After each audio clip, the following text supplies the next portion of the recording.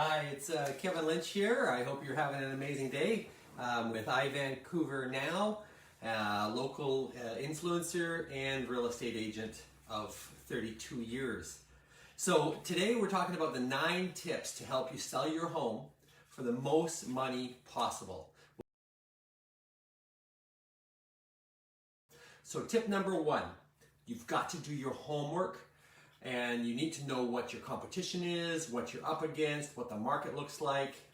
All this helps with the preparation to get you where you want to go and to actually maximize your return. Tip number two is consider the 80-20 principle.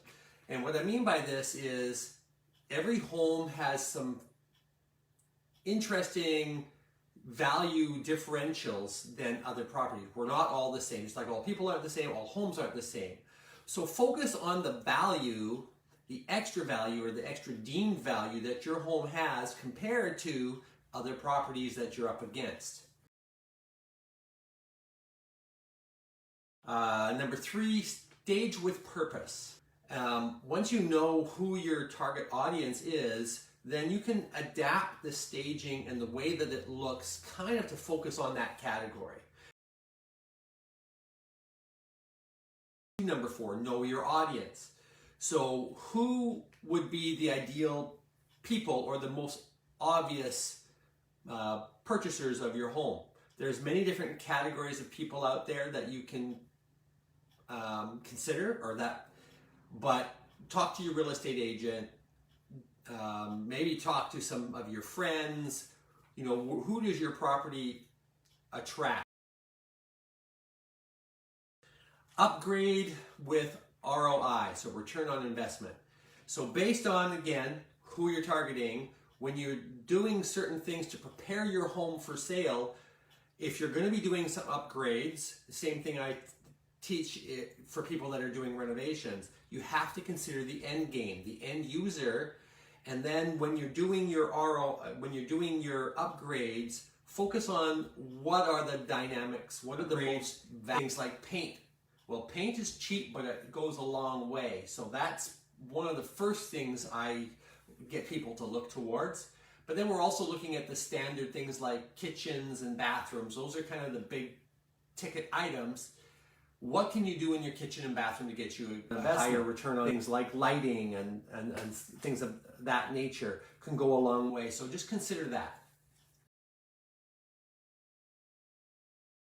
The 3 Ds. These are important. So the first is to depersonalize your property. You've got to declutter. What other things can I remove from here that will help this space really shine and will help people to see how they could live themselves in that space?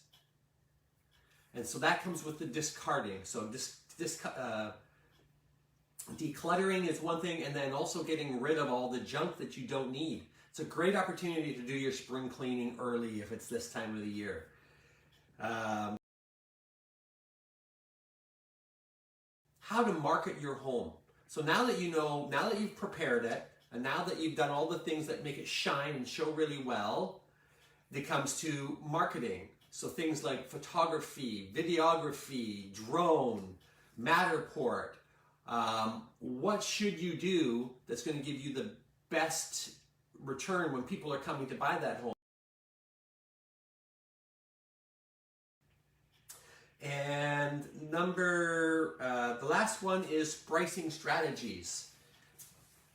For your pricing strategies, there's a few ways of thinking, and one is go high, one is go at market, and one is go low. Those are the 3 standards. But then there's a 4th now that's come into play over the last 5-6 years, which is go dramatically under market.